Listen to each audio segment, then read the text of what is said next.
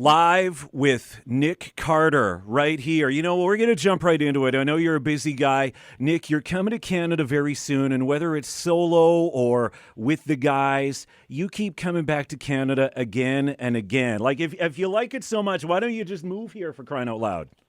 I'm thinking that right now as you ask that question, or I just basically love it. It's one of my favorite places to come to, and, I'll never forget, actually, I almost bought like a cottage, out there like years back, right around our Millennium tour. I'll never forget that. But I just love it. And the fans are so just loyal, and they're amazing to perform for. And I got to come back. I can't. I need my Canada fix. Yeah. Hey, well, like looking back in the day, though, I mean, Canada embraced the Backstreet Boys. Like, we were probably one of the first countries to really embrace you in a massive way. Would you not agree with that? Absolutely. I mean, without Canada, I could say that Backstreet Boys never would have made it. I don't think that they would have been broke in America. So it was really... it was due to Canada, and that we owe a lot of our success. Nick Carter on the show here. Nick, Backstreet Boys, 100-some million albums sold, but I mean, and obviously it started even before the Backstreet Boys for you. Tell me this, if you could sit down the 15-year-old Nick Carter and give him some very important life advice, if you could talk to the 15-year-old version of you, what advice do you think you might give yourself? I look at things in a way of saying that where I've been and how I got here, I appreciate it, because it's not only created layers to me, but it's made it to where I just respect what I've done in the past. So I wouldn't change anything, is what I'm trying to say.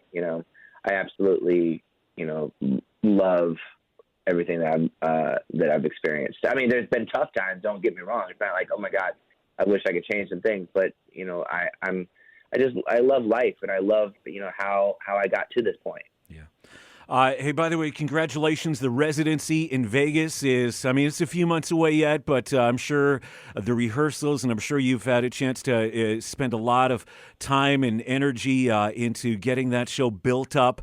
How is it looking so far from everything that you've seen?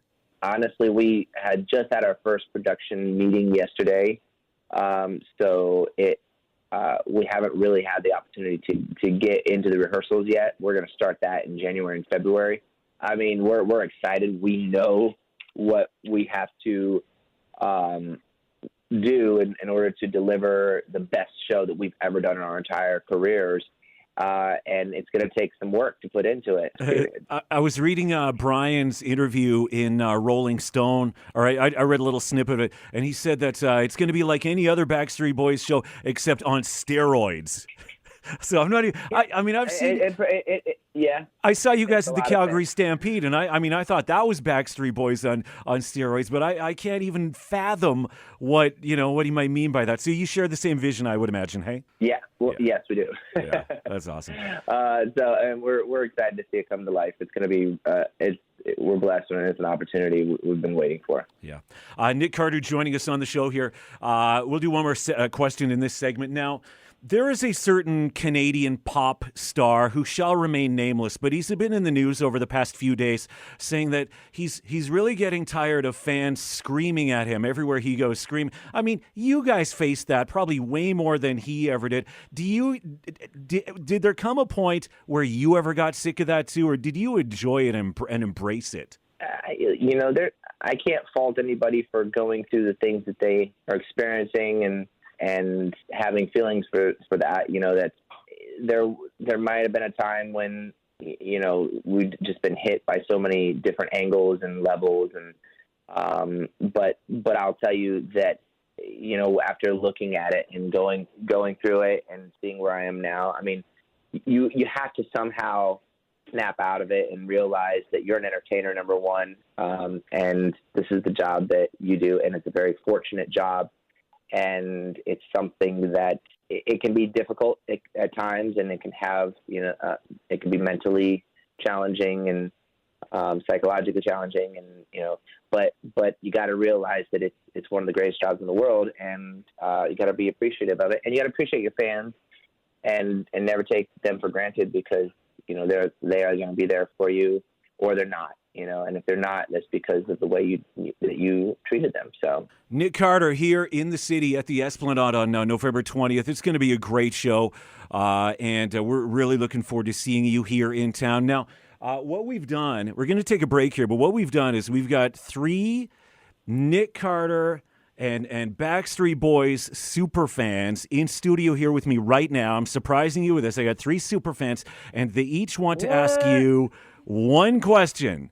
They've got one question that they can ask you. So in just a sec, I want to get Brianne and Tina and Rayanne on the show here. They each have one question. So we're going to take a break. We'll come back. Nick Carter, more from him next, right here on the KJ and Kirby Show.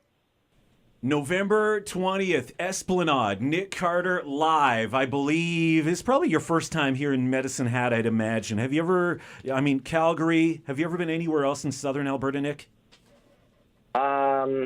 Not that I can think of off top of my head, but yeah, Medicine Hat is definitely one of the first places that I've come to. So, but I think we love the fact that we are able to go to these places, that I personally can go to these places that the Backstreet Boys don't and can't necessarily go, because for whatever reason, for touring and routing, it's just an opportunity to perform for these loyal fans that can't come to the bigger shows. Yeah. Hey, Nick, speaking of fans, we got 3 of your super fans in studio here right now.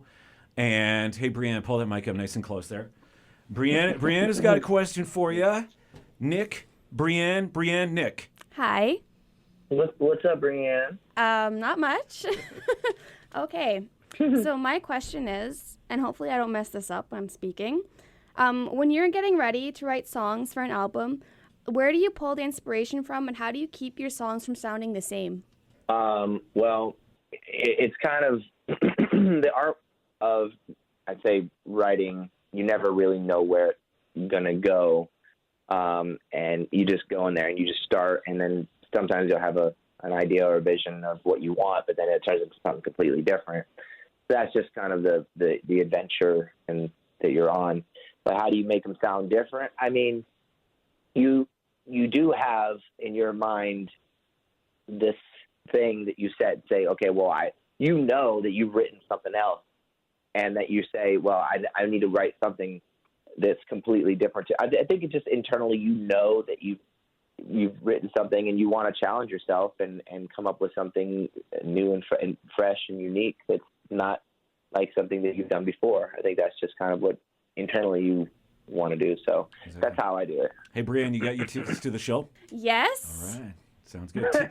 Tina. Nick, this is Tina. Hey, Nick. I'm a huge fan, obviously, and I'm so excited to see you here in a few weeks.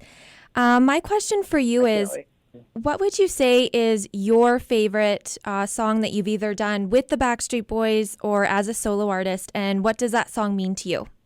I mean, we're working on our 10th album right now, so there's so many songs that mean a lot to me from the beginning till now. But I don't know, there's if I go current or recently, the last album, I loved this song that we wrote called Make Believe. That was just, I think it kind of encompasses how I think as far as how I'm like into fantasy and science fiction, and I was able to kind of apply that into the lyrics of a song, and then use that from like almost like it was almost like a fantasy perspective of either a fan or like someone who wants to be with someone but they can't. So I was able to really write that. So Make Believe is the last album that I can remember. All right, super fan number 3. And she may be the biggest super fan of all, Rayanne. Rayanne, this is Nick Carter of the Backstreet Boys. And, of course, he's got a solo show in town here on November 20th. Rayanne, it's Nick. Hi, Nick. How are you? Hello, Rayanne. Hi. I was just wondering, besides Backstreet Boys and Dancing with the Stars, what do you consider your greatest accomplishment in life and why? I'd say my greatest accomplishment right now is, I mean, it's cliche, but that I was able to have a baby and to be a father and to be ready for that moment. Because I don't think that I was ready for it. I mean, it didn't happen in the past, but, I think that now it's just that's the greatest accomplishment is to be prepared for fatherhood. Yeah. There you go. Once again, Brianne and Tina and Rayanne, thank you so much for joining us here, ladies. Nick, again, November 20th, just give our fans just a quick indication of what they can expect for your show here at the Esplanade. Action-packed, jam, crazy night out with the girls or boys. No, I'm just joking. No, it is, honestly, it's going to be a great show. That I have a 4-piece band, and we do about 50% Backstreet Boys songs. So you'll hear like Larger Than Life, I Want That Way, Quit Playing Games. You'll hear like a lot of our hits, and then you'll hear a lot of my solo music, and we kind of intertwine it, with all creating this show where I dance a little bit, where I play instruments a little bit, got 3 costume changes. It's a lot of fun. And if you're a fan of the Backstreet Boys, or if you're just a fan of the music, you get a chance to come and hear some of that music. Obviously I am one of the Backstreet Boys, so I perform our music, and, will always. And there's just, it's a great night out. It's a lot of fun, and it's a show unlike anything you've seen. And I'm super excited. I can't wait to perform it. Hey, Nick, do you see a lot of dudes at the show?